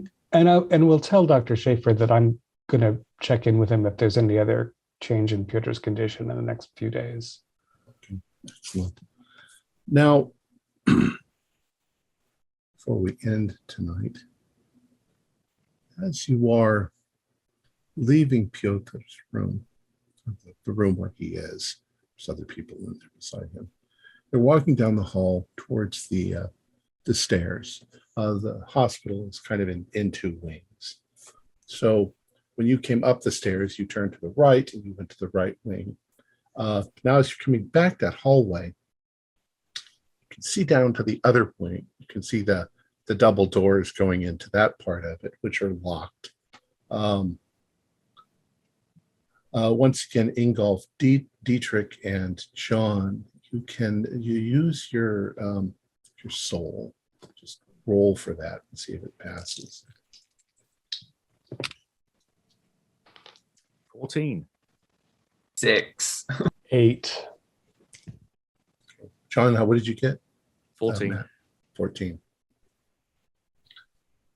There is something bad in that direction. At first, you think that it's darker down there than it is over where you are, but it's worse than that. It's it feels like hell, like that night when you looked out the window and the cityscape seemed to change. There's something terrible and foreboding in that direction that makes you quite glad to go down the stairs and get out of the building. The others, you sort of notice that John hesitates for a moment on the stairs, looking in that direction, like he's quite disturbed. But then he slowly follows you out of the building. And you go back to Schaefer's office for a few moments and give him any money that you were going to give him. And he takes the doll back from you and sets it on his desk and wishes you a good day. You guys give him your contact. Well, you don't really have any contact information at the moment. You're kind of afraid to go anywhere where you have a solid contact. I'm giving him a business card, although it's true that I'm not sure that's going to ring the phone at the bookshop, and unless one of us is there overseeing the replacing of the glass, it's not going to do much. Right. Okay. And so you, as we leave, I'll just ask him, what was in that part of the building, and I'll gesture towards that hellish area. He says, yes, that's the special ward. There are a number of cases that are quite violent and difficult to control in that direction. And, it's I couldn't possibly take you in that. I wasn't planning on going up there. I was just mildly terrified, or curious rather, about what was up there. Well, then let's finish our day. And as I say, you leave the doll and you leave the building. Where are you going to go? That's up to everyone here if I'm the one playing driver.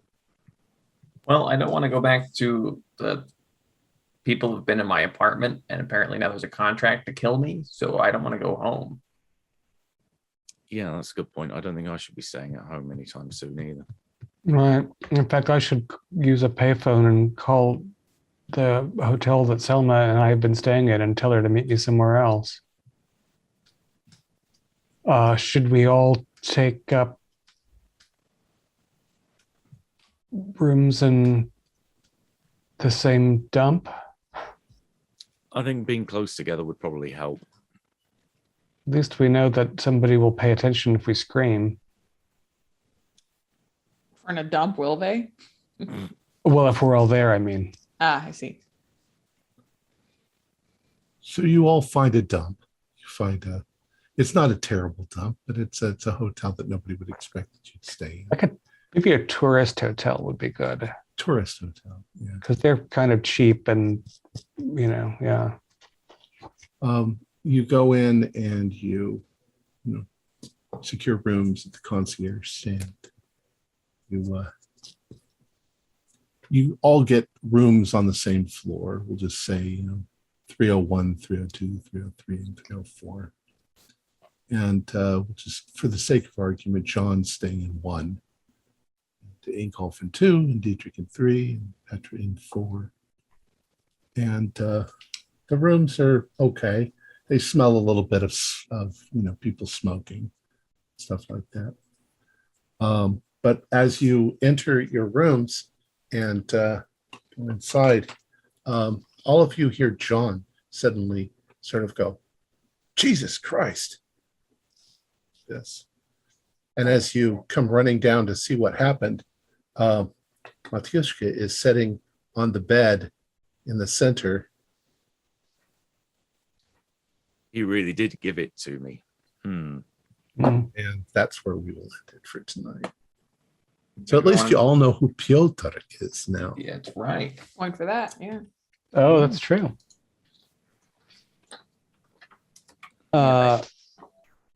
What?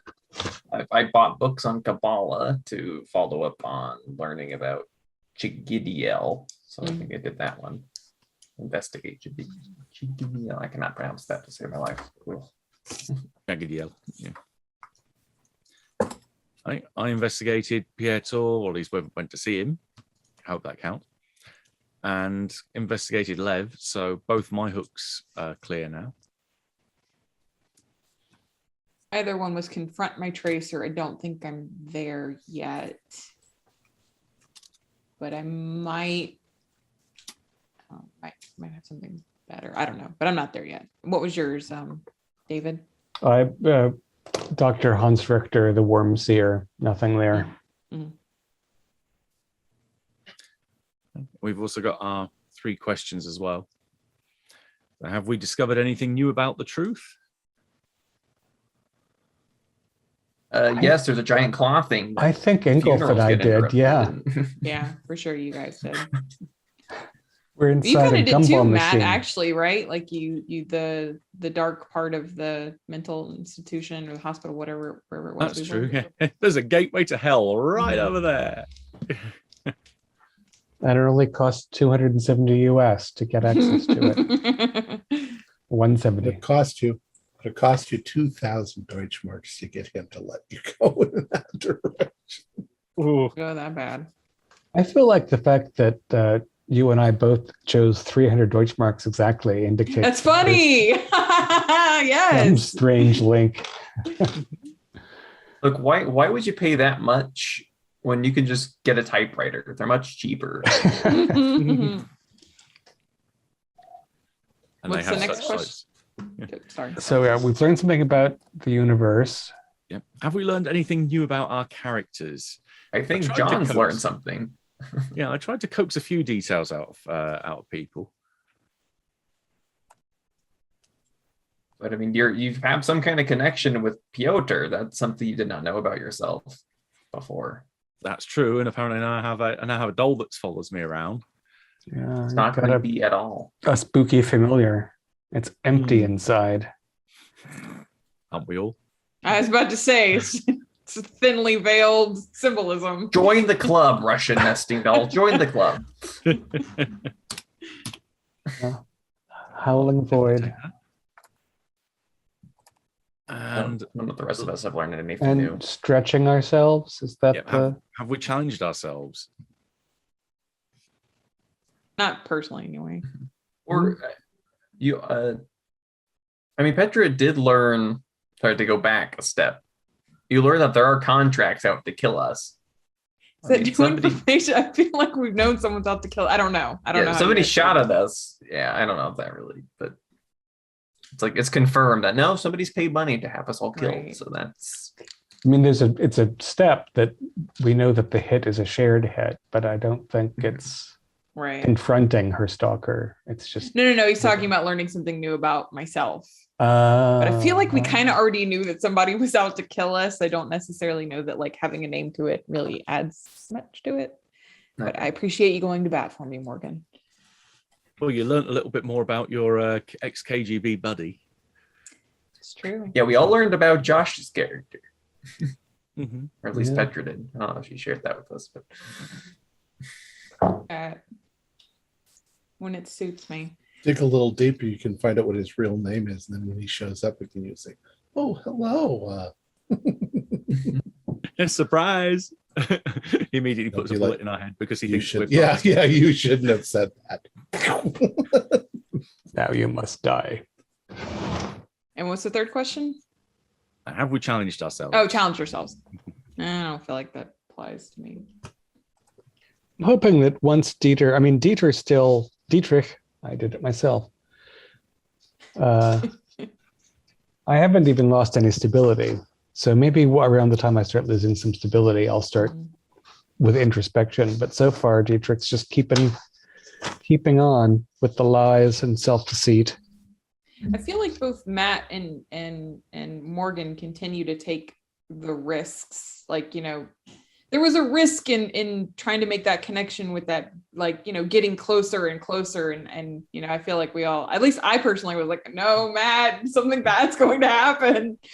And then, you know, Morgan, you keep kind of risking yourself to or I don't know if there's a risk, involved in doing these drawings, right? Is there a risk involved in doing that? There's a Okay. horrible risk. It could go Okay. horrifically wrong every time I use the. But I feel like that's pushing yourself, right? Like you're forbidden taking that inspiration. risk for, in pursuit of more knowledge. I don't know if looking into that particular location this session compares to the risk I took looking where I did the session previous. I mean, do you have to keep one-upping yourself though? I don't know. I don't know. Right. Well, I guess I'm reading the phrase "push yourself" differently. Like that doesn't seem like endanger yourself with folly necessarily. It seems like extend past limitations of your character. Okay. Is the way it feels to me, but I don't know if I'm. Is the book defined? Does the book define it, or is it kind of left open to interpretation? No, it just presents the question as is, and just I says guess for maybe- each question the players that can justify answering yes to, they receive 1 experience. Do they? I mean, is it Tom that gets the final yay or nay? Then, like you're presenting your case. What do you think, Tom? I'd say that. Say it again. Sorry.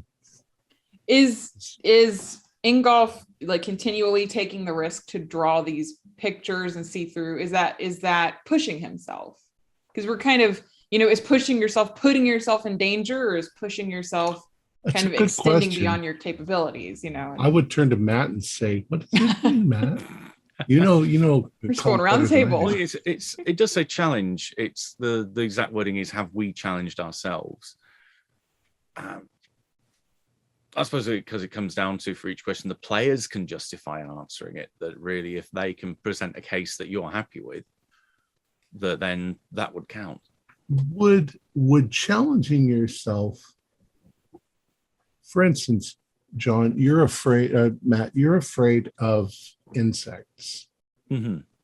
So Yeah, fine. would trying to go through the room despite all the cockroaches be a challenge to yourself, right? Yeah, I'd say that, because you're Going against your in own one nature. sense, yeah, you're challenging your phobia, or at least you're putting yourself in risk. In that instance, John's phobia would kick in.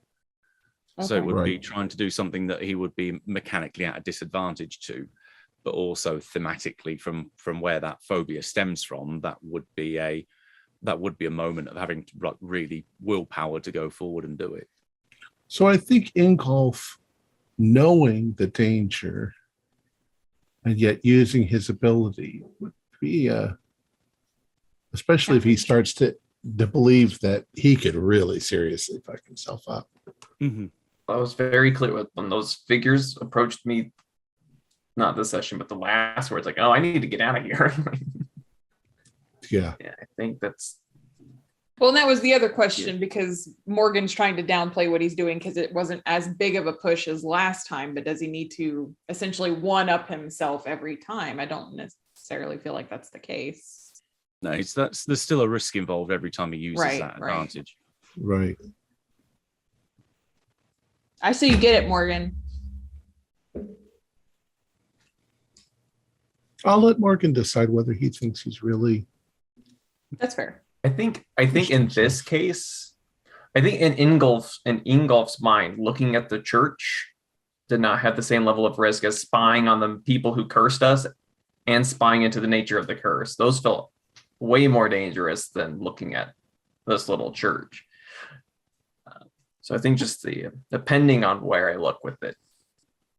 That's fair. Sure. So Yeah, I'm just I'll going to buy that. skip it this time. Okay.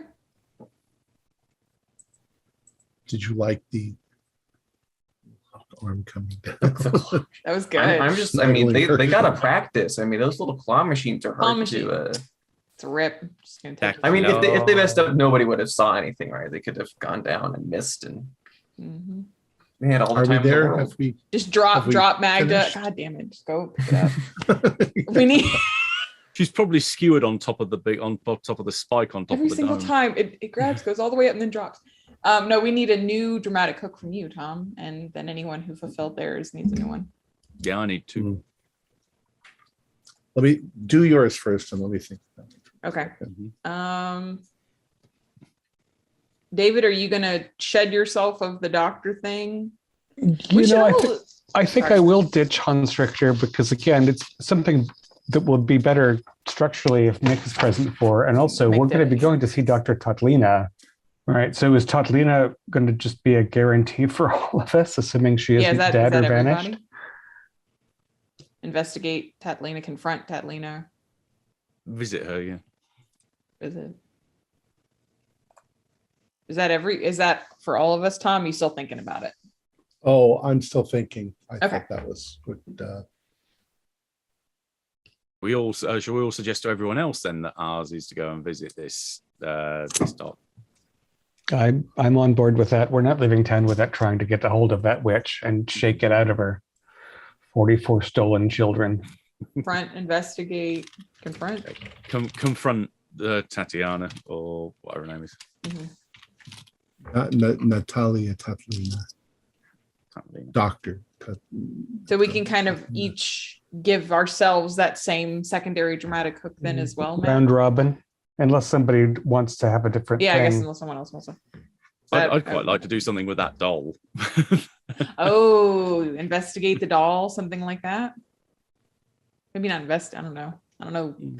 What do you learn by investigating? You should, investigate my connection with Piotr.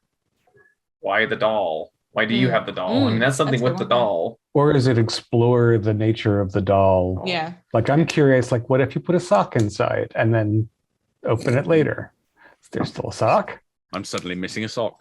All of a sudden, Piotr's like, oh, I think there's a sock inside me.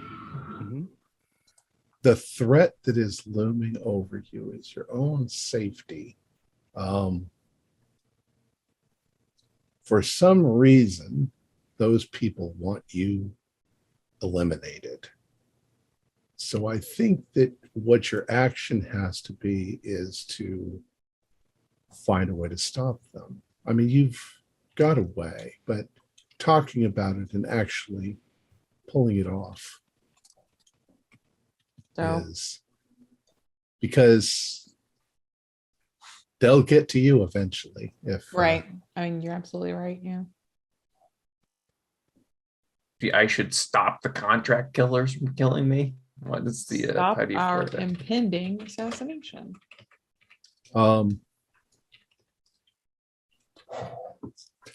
there was something that I said in there, and I don't know whether, I mean, your characters don't necessarily believe it or not, but what was his name? Belobel. He's just a hired guy. He'll do what he's told to do. Right. Yeah, you said he's not dangerous unless he's been And pointed in our direction. Matt did say, just pay him off, send him somewhere else, do something else. Yeah. So there's Send him at Kramer. Is that everybody? We need Kramer alive. Morgan, are you taking confront Tatlina as your secondary, or did you want something a little bit more? Or did you want to go for like investigate the strange area of the mental hospital, however you do it with your pictures and your drawings and such? Did you want to go that way? I really wanted to go that way. So Okay. investigate that the asylum. Yeah. Yeah. Okay. You want to get a view of hell. Yes, I do. All right. And David, are we just you and I taking on confront Tatlina? I think so. All right. Then yes. I think offer that to you and accept it from you. I will offer it to you. So my one's confront Piotr about the doll. Okay. Okay. Our players included Matthew Sanderson, David Gasaway, Holly Buteau, and Morgan Llewellyn. Josh Harwood and Mick will hopefully be here next week. Well, Josh has Christmas work to do. And I am the game master. We have a Discord server where you can chat with our other members. You can set up private games, and you can learn the finer arts of gameplay and game mastering. We provide audio-only versions of our shows free for you to download from Podbean or iTunes. If you'd like to help support our show, please visit our Patreon account. Just $1 to a month helps us a lot. Like, share, and subscribe to our channel, and punch the bell icon for updates on our latest shows. And leave us some comments. We enjoy reading them and answering any questions you might have. This is Tom Rayleigh, together with all the members of our club, inviting you to journey with us once again into the darkness for another adventure into the strange and terrifying world of KULT Divinity Lost role-playing game. Until next time, good luck and good gaming.